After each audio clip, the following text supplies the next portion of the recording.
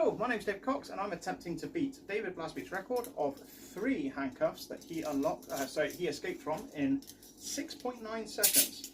So what we'll do is we'll use ASP sentries because they are brand spanking new and they're identical to their lightweight ASPs, but there we are, but they're all made of metal, which is kind of cool.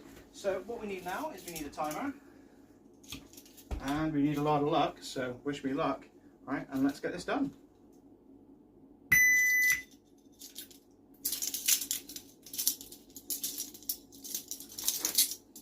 And I think that about does it. Thank you very much for watching, stay safe, and I'll see you in the next video. Goodbye.